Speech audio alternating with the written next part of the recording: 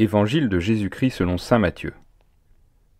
En ce temps-là, Jésus, arrivé dans la région de Césarée de Philippe, demandait à ses disciples : « Au dire des gens, qui est le Fils de l'homme » Ils répondirent : « Pour les uns, Jean le Baptiste, pour d'autres, Élie, pour d'autres encore, Jérémie ou l'un des prophètes. » Jésus leur demanda : « Et vous, que dites-vous ? Pour vous, qui suis-je » Alors Simon-Pierre prit la parole et dit : « Tu es le Christ, le Fils du Dieu vivant. » Prenant la parole à son tour, Jésus lui dit : « Heureux es-tu, Simon, fils de Jonas. Ce n'est pas la chair et le sang qui t'ont révélé cela, mais mon Père qui est aux cieux. Et moi je te le déclare, tu es Pierre, et sur cette pierre je bâtirai mon Église. Et la puissance de la mort ne l'emportera pas sur elle. Je te donnerai les clés du royaume des cieux. Tout ce que tu auras lié sur la terre sera lié dans les cieux, et tout ce que tu auras délié sur la terre sera délié dans les cieux. »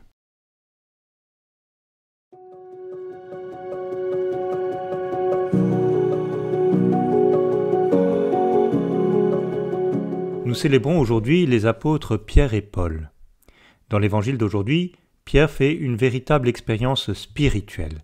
Il reçoit cette révélation intérieure qui ne vient ni de la chair ni du sang, mais du Père, qui lui dévoile la véritable identité de Jésus.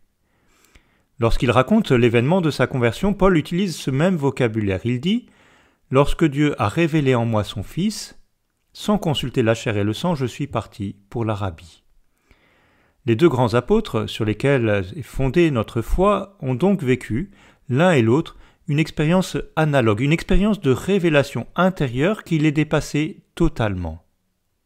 À notre manière, il s'agit, nous aussi, d'entrer dans cette expérience de révélation intérieure.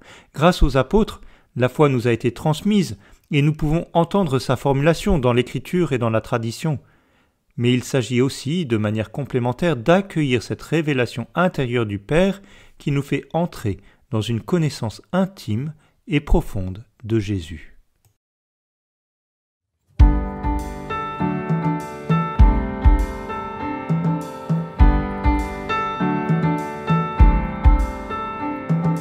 Donne, Seigneur, donne le salut, donne, Seigneur, donne la victoire, relève-nous d'entre les morts, par Jésus notre Sauveur.